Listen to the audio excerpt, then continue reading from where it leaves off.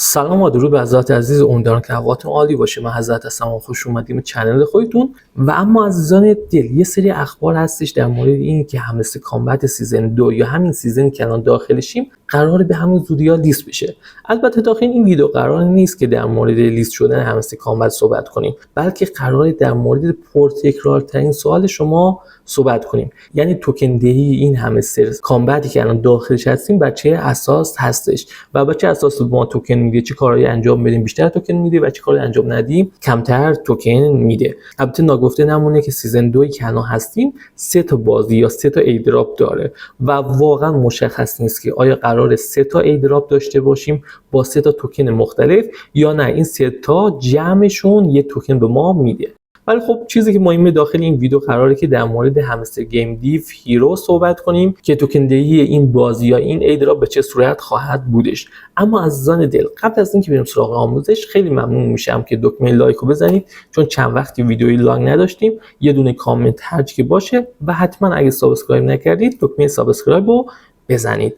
اما بعد بریم سراغ آموزش. خب عزیزان دل، اگه یادتون باشه سیزن اول یا سیزن 1 همستر کامبت، اون سیزنی که همه بودن، روزهای آخر خیلی این صحبت ها شده بود که توکن دهی همستر بر چه اساس خواهد بودش. اگه یادتون باشه اون زمان پرافیت مهمتر یا سکه خیلی داغ بود که آخرش مشخص شد هیچ کدوم مهم نیست عملا.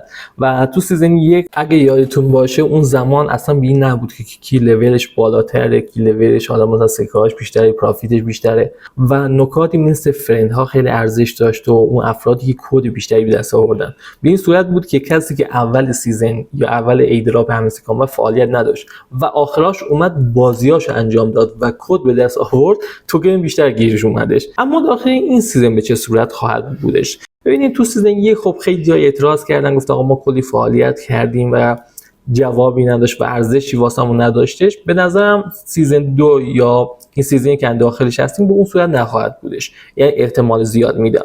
یعنی شما که فعالیت زیاد داشتین، کارتاتون رو زیاد ارتقا دادید، لول کارتاتون رفته بالا، لول خودتون رفته بالا، داخل ایونت ها شرکت کردین، به احتمال خیلی زیاد توکن خوبی بهتون میده. اما نکته‌ای که هستش عزیزان دل، همینجوری که الان هستش که باز من میگم که مثل سیزن 1 نخواهد بود، ولی بازم یه گزینه‌ای هستش، یه بخشایی هستش که تأثیری بیشتری داره تو توکن دادن به شما و اونا رو به نظرم حتما 100% انجام بدید. یه وقتی واسهشون بذارین، چون الان آخرای سیزن هستیم یه جورایی و قراره به ایدراپ نزدیک بشه. ارزش داره دیگه شمایی که از اول سیزن وقت گذاشتین این مدت یکم بیشتر وقت بذارید و بیشتر این کارهایی که میگم رو انجام بدید. اما واسه اولین کار عزیزان دل حتما نیازی که هر روز بیاین تو بخش ارن، اینجا که بخش این هست 2 تا ویدیو یوتیوب هر روز گذاشته میشه. این 2 تا ویدیو یوتیوب میاین روش میزنید، بعد واچ ویدیو یا واسه شما اینجا یه چک داره، این چک رو میزنید.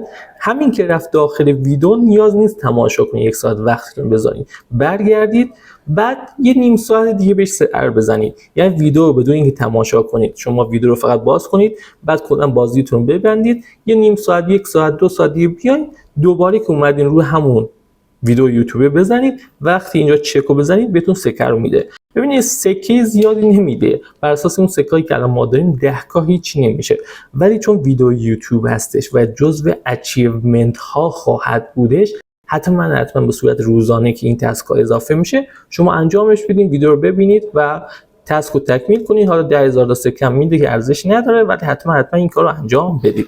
اما بخش بعدی پارتنر هستش. پارتنر کلا الان 2 تا بازی داره، شما این 2 تا بازی رو انجام بدین. مثلا گفته که پلی بوینکرز، اینجا بهتون گفته که شما باید 100 بار اون اسلاتی که هستش رو بچرخونید، یه گردونه هستش، اون گردونه رو بچرخونید، بعدش این تسک تکمیل میشه و میتونید رو چک بزنید و جایزتون رو بهتون میده. و بعدیش هم به همین صورت هستش. گزینه آخرم که واچ اد هستش که قبلا بهتون توضیح دادم، به صورت هر 10 دقیقه یک بار میتونید بزنید. این خیلی تاثیر داره، اینو حتما بزنید چون کار خاصی نیست، فقط روش میزنید یه تبلیغاتی واسهتون باز میشه، تبلیغات که باز شد 2 ثانیه داخلش هستین، بعد ببندینش، میبینید که تسک تکمیل شد، جایزتون هم بهتون داد. یعنی حد 10 ثانیه هم کلا نمیشه.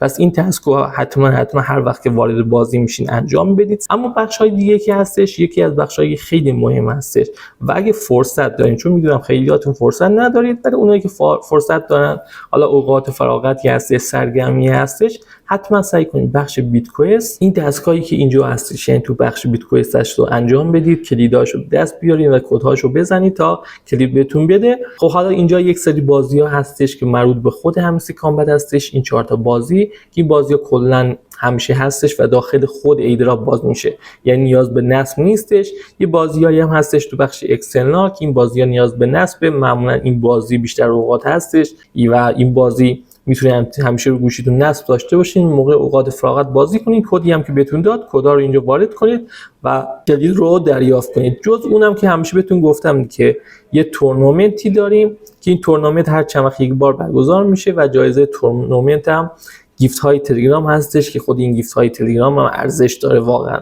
میتونید اینا رو بفروشین. اگه خواستین میتونم یه ویدیو جدا واسش بذارم کامل تو توضیح بدم که چجوری این گیفت ها رو به دست بیارین و بفروشین.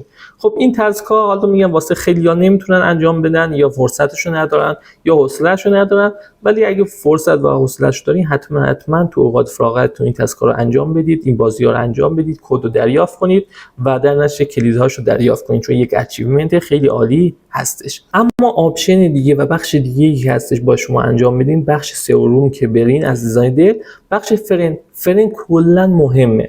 الان میدونم که خیلی‌ها دیگه بازی نمی‌کنن، خیلی‌ها واسه همسه وقت نمیذارن و مسلماً چون کد واسش بفرستین شاید اصلا واردش نشه، ولی همتون چند تا شماره دارید یا شماره خانواده و اعضای دیگه‌تون هستش، به اونا بفرستین و خودتون فعال کنید. فقط برین داخلش از طریق 2 نوع میتونید دعوت بدید. یکی اینکه کلاً اون شخص وارد همسه سیزن 2 نشده باشه که اینوایت رو میزنید، یا اینکه وارد همسه سیزن 2 شده، مثلا خودتون یک کان دیگه داشتین وارد همسه سیزن 2 شدید ولی ادامش ندادید، یه 2-3 ماهی هستش که دیگه بازی نکردید، اینا میتونید رو حالت ویک بزنید و لینک رو واسش بفرستید و یک چند ساعتی که همسه رو بازی کنید خودش فعال میشه. تا اینجا جوایز دیگه هم داره، مثل اینکه یه بخش اسلات اینجا واسهتون باز میشه، اینجا میبینید که زده شما یه دونه فرند دعوت کنید، این بخش واسهتون باز میشه که میتونید یه کاراکتر هم بهش اضافه کنید. البته فعلا مشکل داره، میبینید که اینجا باگ داره و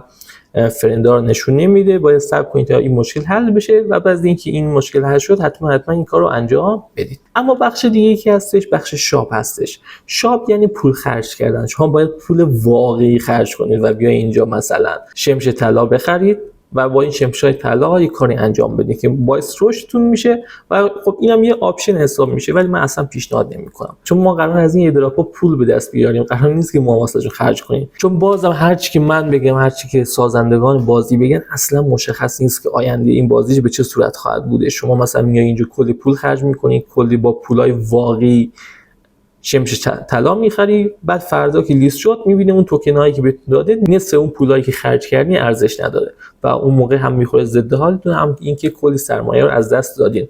پس به نظر من به صورت کلی به بخش شاپ کاری نگیرید و پول خاصی خرج نکنید. بخش دیگه هم که ایونت هستش، ایونت ها خیلی خیلی خیلی مهم هستن. ایونت های مختلفی هر چند وقت یک بار میاد که الان هیچ ایونتی نداریم، یا مثلا بهتون میگه که یک سری کد های بازی رو باید به دست بیارین، یا اینکه میگه باید سکه های بیشتری به دست بیارین، یا اینکه یک حالا ایونتی که از سمت راست هستش که باید توکن های بیشتری به دست بیارین. حالا ایونت های خیلی مختلف هستش و زیادی هستش که معمولا هر چند روز یک بار میاد. اون ایونت ها رو اگه فرصت دارین حتما انجام بدید. ببینید اینا دیگه نکته های مهمتری بودش. حالا نکته های مثل اینکه خود کارت ها رو افزایش بدین اینا هستش، ولی به نظر من این کاری که الان من بهتون گفتم اینا ثمره بیشتری داره تا اینکه فقط صرفا بخواید شما این بازی رو انجام بدید، لول خودتون رو ببرین بالا و لول کارت هاتون. و این نکته رو حتما توجه کنید، چون احتمال زیاد همستر کامبت به این زودیا لیست میشه و مشخص میشه دیگه سرنوشت این توکن ها به چه صورت خواهد بودش. حالا یه سری از عزیزان گفتن که همستر کینگ هم آموزش رو بذار تو کامنت ها، حتما بنویسید که چند نفرتون همستر کینگ و همستر فایت کلاب فعالیت دارین که ببینیم آیا آموزش رو بذارم واسه شما عزیزان یا نه. امیدوارم که روز خوبی داشته باشین و این آموزش هم به درتون بخوره. خداوند یار و نگهدارتون.